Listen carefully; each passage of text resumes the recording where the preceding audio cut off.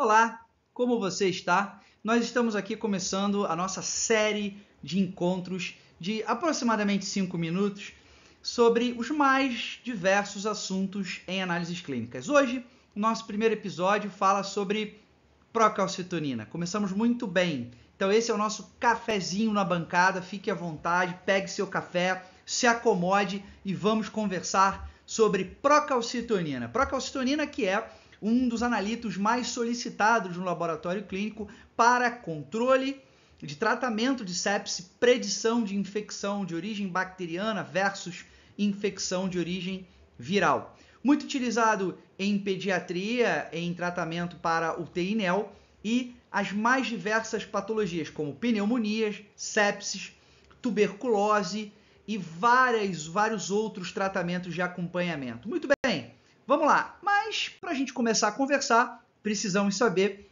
o que é a procalcitonina. Procalcitonina, ela é uma proteína, ela é um hormônio, é um pré-hormônio, na verdade, um peptídeo formado de 116 aminoácidos, é produto da pré-procalcitonina, que tem 141 aminoácidos. Uma vez que esse peptídeo, né, ele é quebrado, clivado por endonucleases no interior de células, 141 aminoácidos passam a ter 116 aminoácidos, se transformando em procalcitonina. Mais uma clivagem acontece e aí nós temos a proteína ativa, a calcitonina, que nós sabemos muito bem, é extremamente importante no metabolismo do cálcio, reduzindo os níveis de cálcio na circulação. Muito bom, essa procalcitonina, ela é produzida, Rodrigo, onde especificamente? Somente na tireoide? Não, ela não é produzida somente nas células parafoliculares chamadas C da tireoide, não. Ela é produzida comumente nessas células, porém, a sua concentração, quando produzida nessas células, é indetectável, muito pequena. Portanto, a maior concentração que nós vamos encontrar de procalcitonina é produzida em outros órgãos e outros tecidos e células, no fígado, baço, pâncreas, intestino e até células leucocitárias, células de defesa. Muito bem, já que a gente identificou o que é a procalcitonina, um elemento, um pró-hormônio, um elemento prévio à proteína ativa, que é a calcitonina, vamos entender qual é o papel dessa procalcitonina e quando que ela é produzida por aqueles outros tecidos, células e, consequentemente, órgãos, e através do estímulo do que esse pré-hormônio vai ser produzido. Vamos dar uma olhada.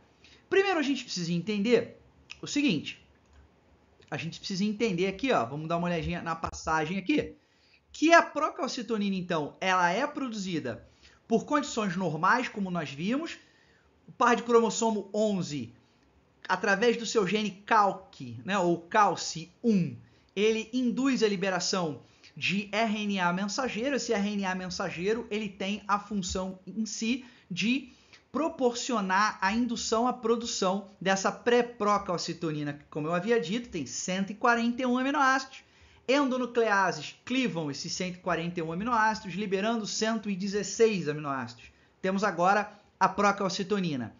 Essas células tipo C parafoliculares da tireoide continuam o processo de clivagem até através de endonucleases e temos a liberação da calcitonina, ok? E essa calcitonina então fica livre na circulação para ativar o processo de controle homeostásico do cálcio.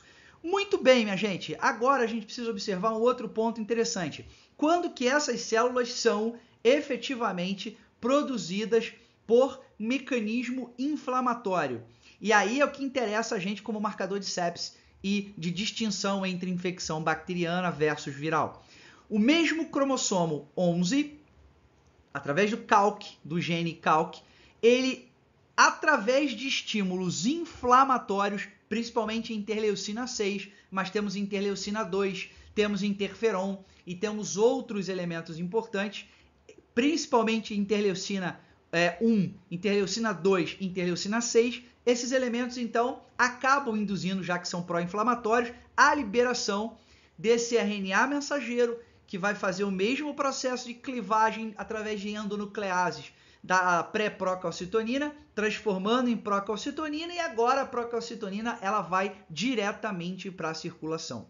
Beleza? Esse é o mecanismo inflamatório da indução da liberação de procalcitonina. E aí você está me perguntando, mas Rodrigo, como é que a gente pode fazer a distinção entre uma infecção bacteriana de uma infecção viral somente observando a procalcitonina? Como é que a gente consegue observar isso? Muito bem, infecções de origem bacteriana têm a liberação de procalcitonina induzida por lipopolissacarídeo, fator de necrose tumoral, interleucina 1, 2 e 6.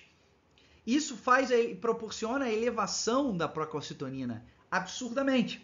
Agora, quando nós temos infecções virais, o interferon gama ele é um inibidor da interferon 1 beta, que é um grande estimulador de procalcitonina. Então essa seria possivelmente uma explicação para a inibição da liberação da procalcitonina em infecções de origem viral.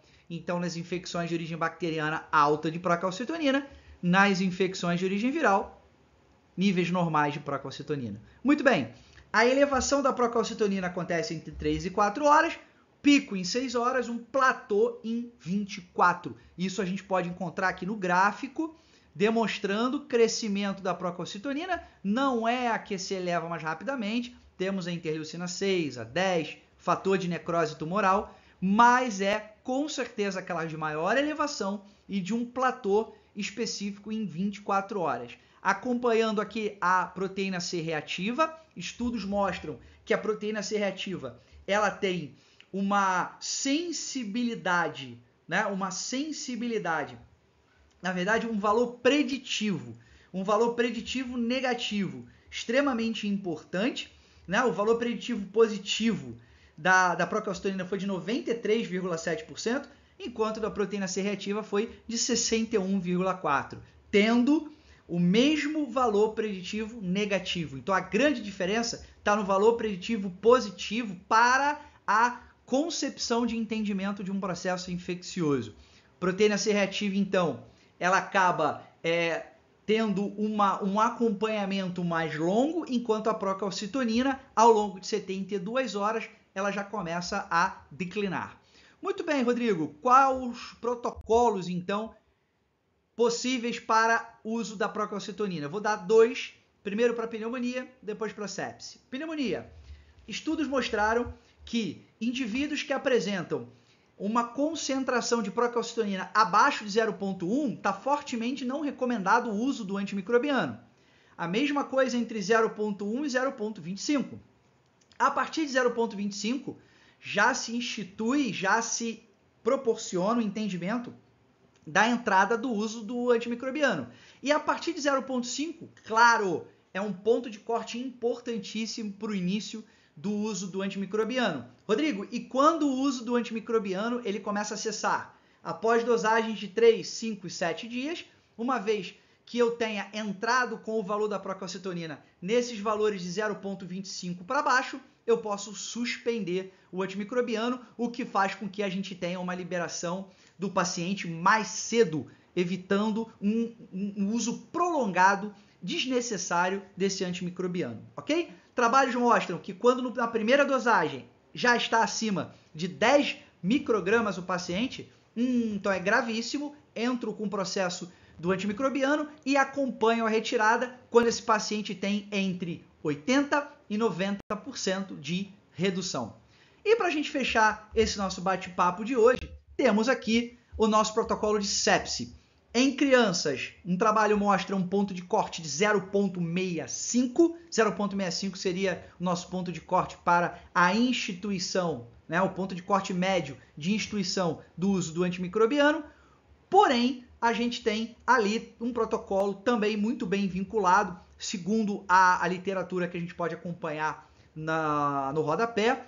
Nós temos ali abaixo de 0,25, não utilizamos. 0,25, 0,5 não é recomendado o uso de antimicrobiano. A partir de 0,5 é recomendado e a partir de 1 é altamente recomendado o uso.